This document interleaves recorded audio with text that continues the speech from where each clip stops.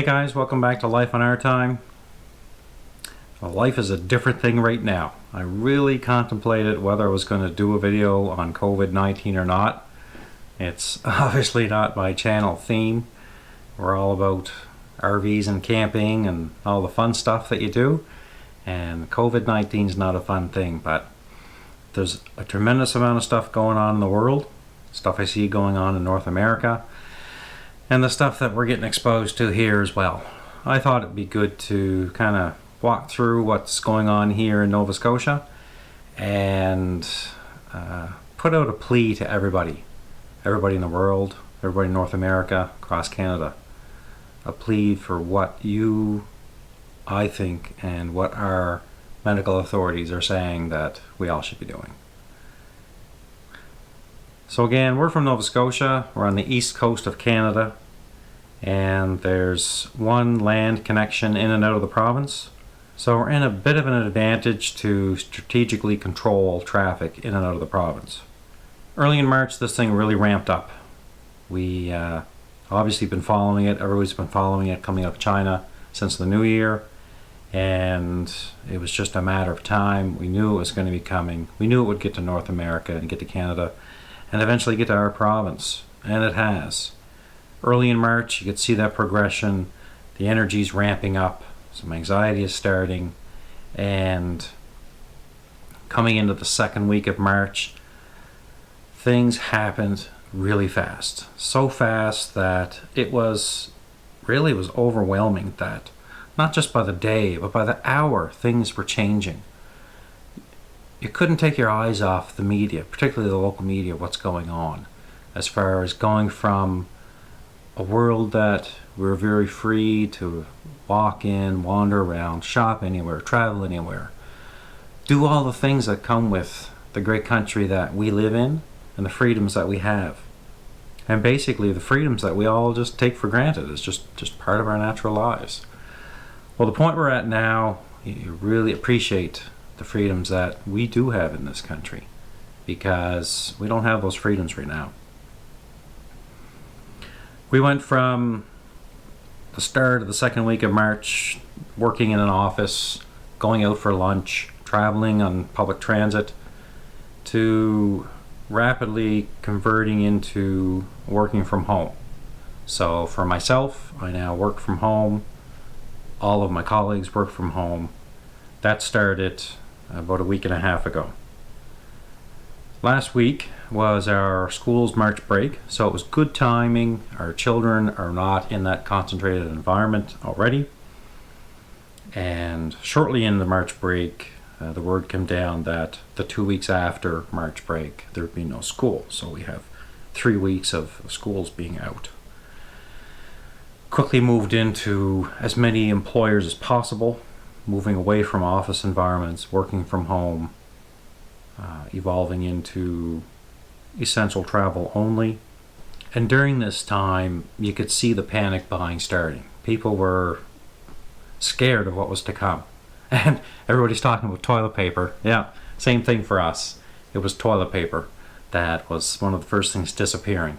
We also saw pain relievers, Tylenols, Advils, adult and children, that were quickly disappearing off shelves.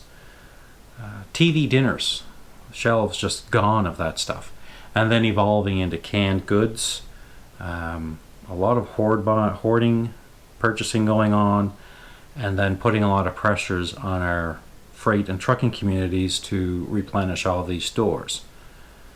So it's been a struggle to get some shelves restocked. And now we're seeing it, I think, not as bad, but coming on to that point where tightening down your freedoms, people were nervous, and there was a lot of panic buying going on. The other thing was hand sanitizer. I mean, hand sanitizer vanished probably the first week of March. By the time we started thinking about, well, maybe we should buy a couple extra cans of this, or get an extra pack of toilet paper, Lysol wipes, hand sanitizers, those types of cleaning products were gone. They're just non-existent. And there were notices on doors everywhere saying, basically, don't even ask for it. It wasn't there. I don't even know, even now, if we have hand sanitizers. But one thing's for sure is for us, it's hand soaps that we make use of as much as possible, and even hand soaps and a bottle of water. You could do that outside your car. You could wet them up, use that hand soap, and then rinse them off with some bottled water. Take some bottled water from home, toss it in your vehicle. Then you can sterilize your hands even if you don't have that hand sanitizer. One of the businesses that has stayed open is our liquor commissions, and our liquor stores are ran and regulated by our provincial government, and we've seen a few other ones in the country closing up, which just evolved into sheer panic of people all crowding into a store to buy up whatever liquor they want. The other part in Canada is cannabis is legalized. It is controlled by the provincial governments, but it is a legal product that you can buy and use recreationally. The decision in Nova Scotia was to keep our liquor commissions and cannabis stores open, rightfully or wrongfully so. The use of alcohol and cannabis is it's a coping mechanism for some, and it's certainly a social side of it as well, particularly in this stressful time, because as you all know, and we all know, it's stressful. This has created a lot of stress on people. So if you can take advantage of something just to take a bit of the edge off, if it's a choice you make, then that's fine. Just be smart and responsible about it. So I think the decision here in Nova Scotia to keep liquor stores open was a good thing, and they still remain to be open. One of the very key things with all of this is when you're in public is social distancing, and I'm not a big fan of the term social distancing. We don't want to be distanced socially. Now's the real time to embrace your family, your friends, your relationships. You're just not doing it one-on-one and face-to-face. You're not doing it in person. You're not doing it in close proximity. We're not playing cards around the table and things like that we always love to do. So it's maintaining that social distancing. You've got to keep that 2 meters or 6 feet apart, if not more, from each other. Staying in your homes, staying within your communities, going out for walks and things like that are great. Here in Nova Scotia, we quickly evolved into a state of emergency that was declared earlier this week, which gives authorities a lot of control to make sure people are doing that.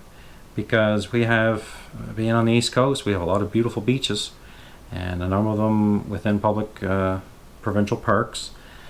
But what was being seen was large groups of people together, and that's not social distancing. You can't control that. So unfortunately, there were some big changes with that, and those parks and beaches are now closed. Opportunities for walking are still out there, but again, you got to really mind that distancing from other people, and a lot of it's just common sense. If you're within tight proximity to somebody, space it out. Get away from each other. Get away from the crowds. Our premier here in Nova Scotia would be the equivalent of a governor in the U.S. states. Himself, Steve McNeil, and our chief medical officer, Dr. Robert Strang, they have, I think they've been doing an amazing job of this. It's not been light-handed. It's been very firm-fisted in control and clamping down. Like I say, it's evolved so much, so fast over a short period of time. And at the core of it, it's a very simple core to all of this, is social distancing, keeping the spacing, keeping the separation from people. And people weren't doing it themselves in the proper fashion, then government had to enforce that. I've been into a few stores, obviously getting some essential things. The stores are adapting to that. They are putting tape on the floors to space people out when you are checking out.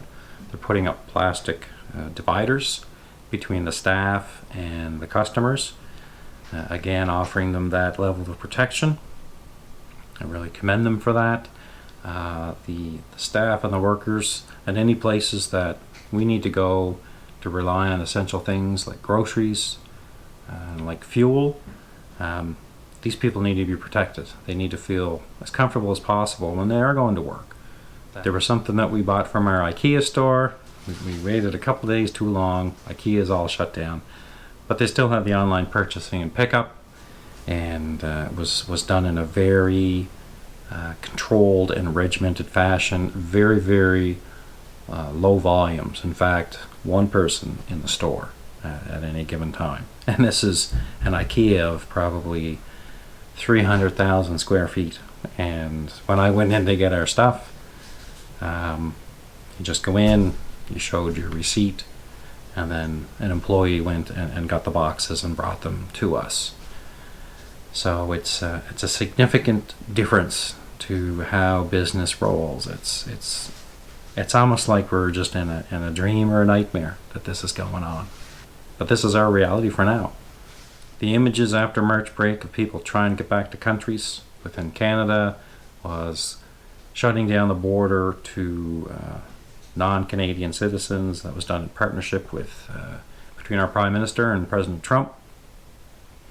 And now here in Nova Scotia, it's evolved into interprovincial travel, with the state of emergency coming in and the new rule at the Nova Scotia-New Brunswick border, basically saying if you're not a resident of the province, you're not coming in, and if you are, then you are mandated into a 14-day self-quarantine. It's not an option, it's mandated. The essential services with that, certainly our trucking community. Our trucking community are our lifeblood for the community, and so much more essential than you would have ever imagined before. They've always been, but could you imagine what society would turn into if that trucking community was not still running and bringing product to the grocery stores, bringing fuel to the gas stations? How society would rapidly devolve into absolute chaos and panic.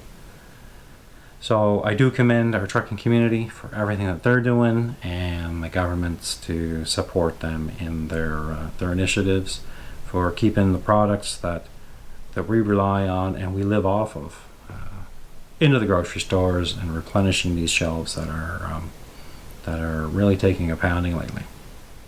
Also remember, when you've got to make those trips out for your essential goods, your groceries and things like that, to feed yourself and your family, that the people serving you, they're doing the same thing. They have families that they support and they love. Be kind to them, smile at them, talk to them, make them feel that they are important, because they really are. They're the ones out there serving us and seeing hundreds of people a day to serve us in our needs. Thank them for that, because they are doing a great service for us. It's with a lot of this, with the state of emergency here, with basically staying at home outside of getting out for some exercise and for your essential needs. It's a lot to take on. We've got a small house here with a family of 5. Kids are not in school. I'm working from home. I still need to be productive. They're bored. They don't have their friends to go hang out with. It's limited on outside stuff that they can do, and as far as they can go outside the yard is not really an option. So it's the uncertainty in the world, how restrictive this virus has imposed life on us. It's a lot. It's a lot on our heads. It's mentally taxing, and as this evolved so fast, it was exhausting. It was so hard on the head. You see, I just wiped near my mouth. That's what you don't do. But I haven't been anywhere in 3 days. But I did take a run into the city to my office to get some things. I needed to get my tech equipment.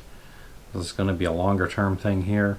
I'm thinking we're into this for at least another month, and then we'll see where things go. If everybody can just, in an ideal world, if everybody could stay home for 2 weeks, 3 weeks, 4 weeks, and go to the hospital if you do get sick, and control that community exposure, eliminate that community exposure, this virus would be gone in our province within a month.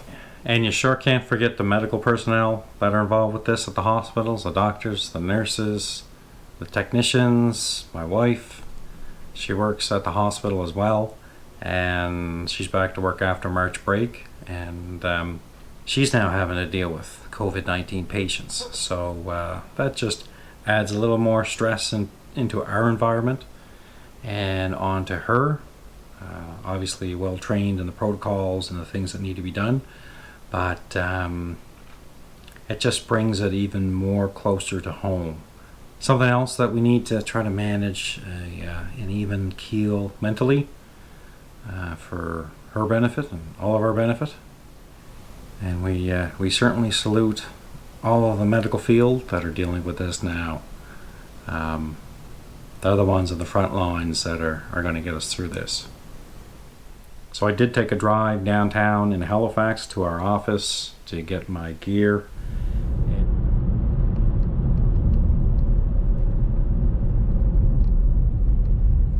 Easter being a little different. That parking garage looks empty. Should bring my skateboard. There you go.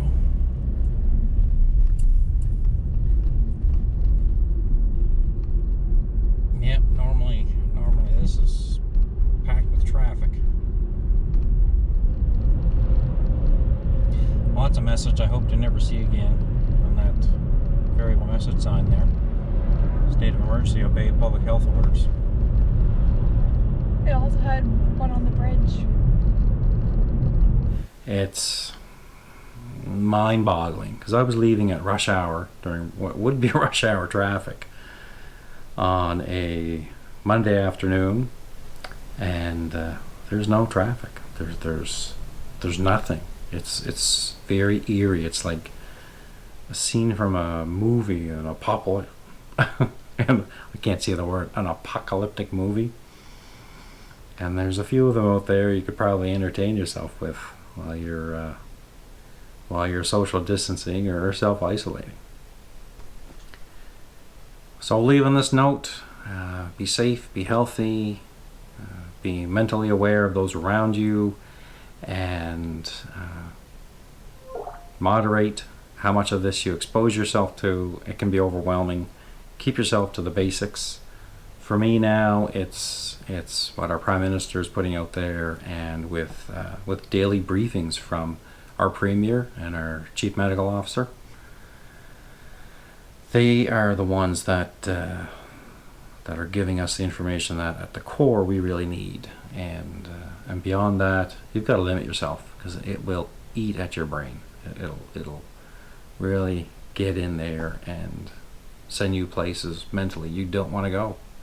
So keep to the facts, go day to day, self-distancing from others and following the rules and instructions from government of distance, of limiting exposure, and we will get through this as a community all together. We all have to do this. We have to do this across the board together. If people are not, then this thing's going to last a long time. If we're unified with this, we'll get through it as fast as we can. Take care and stay safe. Stay hydrated, good nutrition, and we'll see you on the next video. Bye.